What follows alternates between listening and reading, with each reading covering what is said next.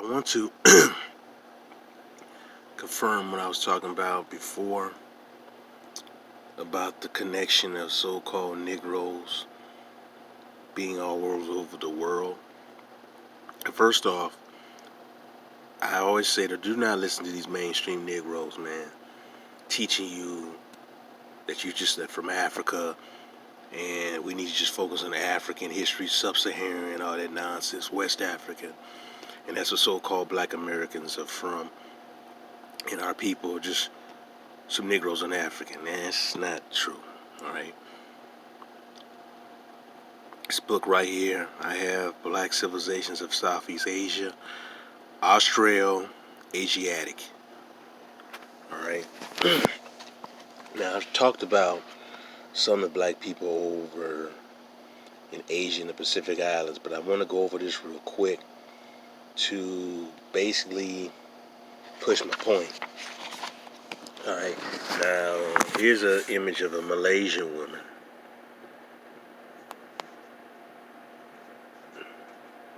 You can see it clearly.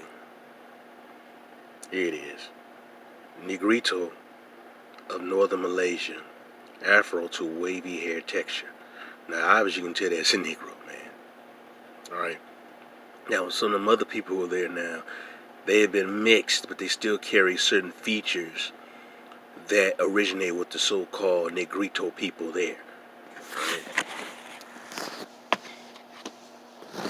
Like this dude, he's mixed, but he still carries some features. Alright. Let's go also when I show you that image with the Olmecs, how the Olmecs were black, but then they try to pass off a modern day mestizo, but who still has some mixture of the Aboriginal black bloodline. See, when people started playing games, man, with history and trying to disguise the truth, it's sickening. Alright?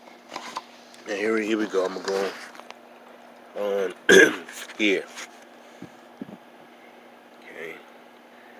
The Negrito. Who are the Negritos? Get it clear. Our first question is, who are the Negritos? Okay. A member of the people as the Annamese, and I talked about the Annamese Islanders before, belonging to a group of dark-skinned peoples of small stature that live in Oceania and the southeastern part of Asia.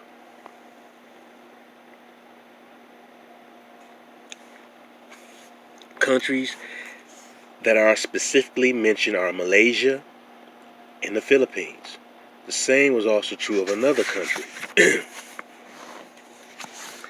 The forested highlands plateaus and intermountain valleys of Cambodia are sparsely inhabited by an array of primitive tribal groups. They are collectively called the Penang savages by the Cambodians. None of these tribes, however, accept this degrading term. The tribal peoples are socially, politically, and economically outside the mainstream of Cambodian life and culture. They are restricted to subordinate roles as laborers and craftsmen. Under French leadership, served in the military forces with notable success. French anthropologists have divided the tribal population of Cambodia into two broad racial types, an Indonesian type and a Negrito type. The so-called Negrito type was original people of all over there. All right, and you can see some people who admixed in that region. All right, doing nothing but admixture. I'm going to go further down in this book because it's something that I really want to read to you. It needs to be said because go further down. I just had it too. All right. You know, a lot of these terminologies that these white folks come up with, man, they're very racist and destructive. But you can still get the truth out of a lie. And I'm going to read this right here. I don't know if I want to read this whole thing, but I guess I will. Okay. Funan. In the 1st century AD, a kingdom came into being around the lower Mekong Valley. The Chinese sources call it the Funan, and this is the only name we have for it. It is thought to come from the word Binam, meaning mountain or Khmer languages. Fulanese legend has it that an outsider, Kandanya by name, called Ka Ndenya by name, came to the land and married Soma, the daughter of the king. The origin of the kingdom of Funan, however, is shrouded in mystery. According to Kiang Tai, a Chinese envoy who visited Funan in the middle of the 3rd century CE, the first king of Funan was a certain Huntiayan, that is, called Indaya, who came either from India or from Malay Peninsula or the southern islands. Kalinga and Funan, a study in the ancient relations by Dr. Binurhar Patar, Orissa Review. He is thought to have been an Indian coming by way of the Malay Peninsula or southern islands. The parts of India that are thought to be the Kaudinya home are Tamil country in eastern India, specifically Orissa. Is it a coincidence that southern Orissa contains Austro-Asiatic speaking tribal population that are of great interest? They were almost certainly a larger population in the 1st century. Was the Kaudinya from such a group when they were more numerous? Pardon my pronunciation of that. The capital of the Funan was called the Vijay Dapura, and its main port is thought to have been located at the modern site of the old Oceo. The first contemporary person to be mentioned by Chinese records is Fan Man, a military leader of the 2nd century AD. He was an action man per excellence. We are told his coming to power was very popular in Mandate. He attacked the surrounding kingdoms, reducing them to vassals.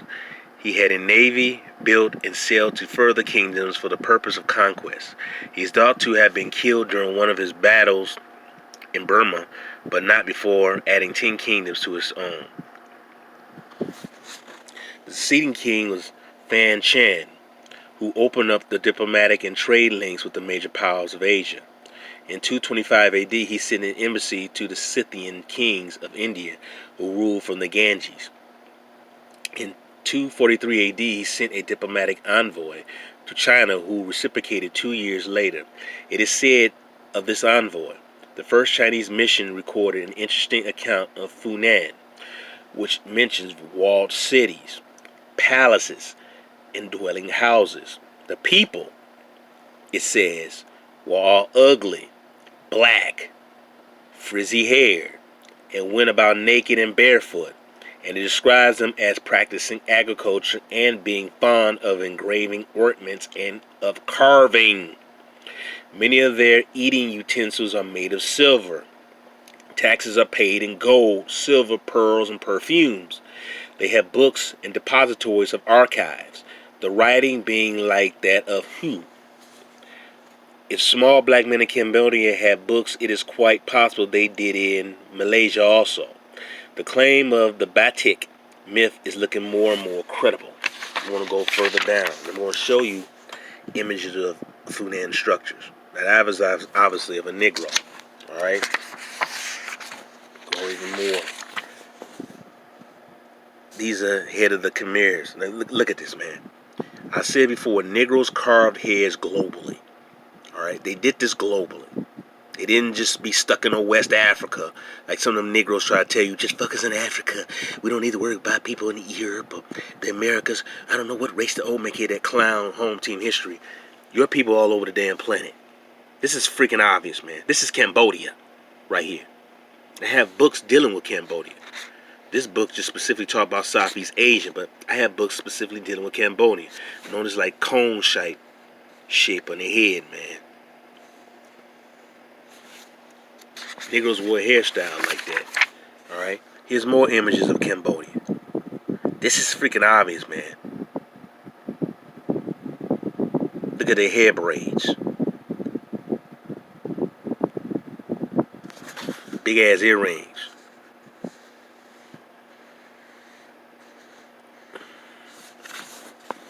Look at those temples. Here's another image. I get it clear. 1, 2, 3. So like the pyramids are lined. 1, 2, 3. Look at this. All right. Oh. Doorways opening. All right. I'm gonna go even further. This is Cambodia. I'll show you images like this before. This is obviously a Negro, and the braids may be some form of like linkage to the serpent deity, man. Look at this. This is freaking obvious, man. Nose seemed to be a little bit hacked off. Right here, the nose a little bit hacked off, but you still see the facial features. These are straight up Negroes, man. All right.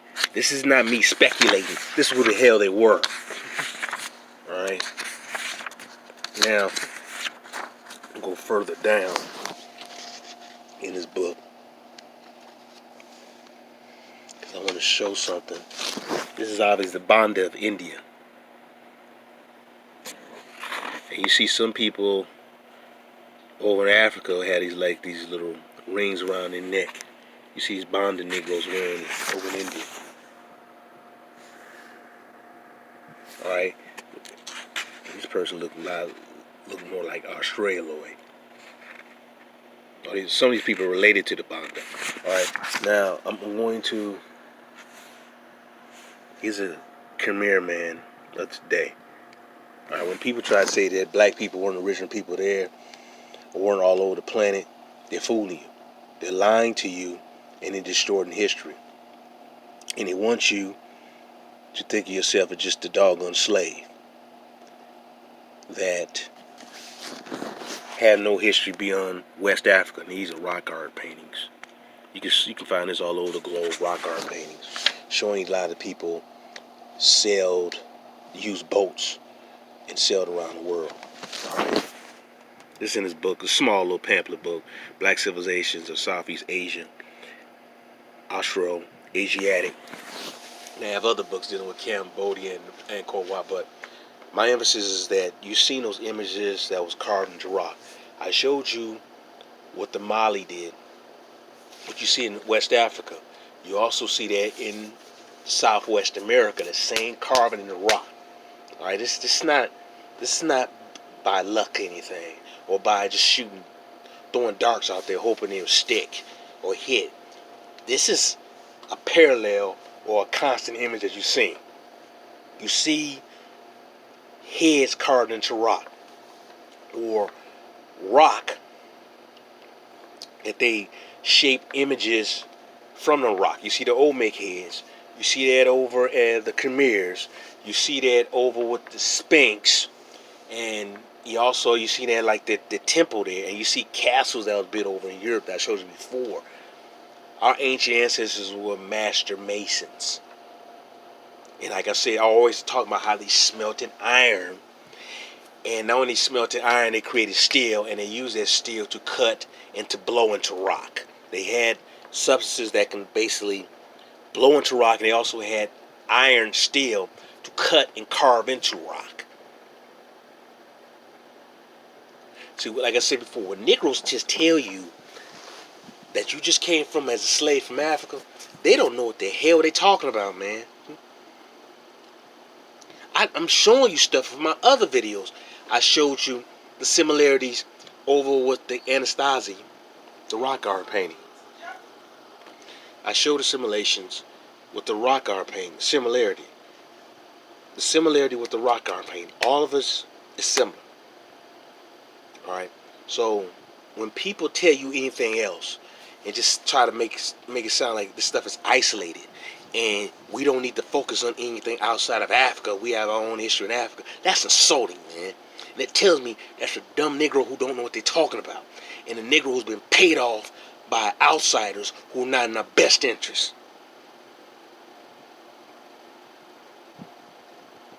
I want brothers and sisters to not listen to the Negroes and do your own research, because the information is out there for you to seek.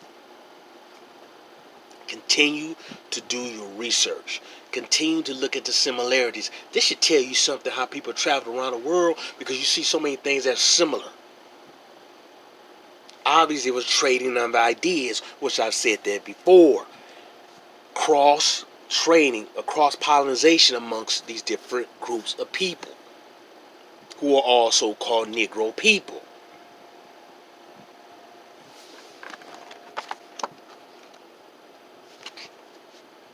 We have to stop listening to foreigners tell us our history. All right, we have to really stop listening to that. We got to stop listening to white folks tell us who we are, and goofy Negroes who basically been paid off and have a dumb agenda, man. Some paid off Negro with an agenda, who's not in our best interest, man. Who really is. All right. Here's an ancient mask of a Negro, and there's a modern day Asian. And some of them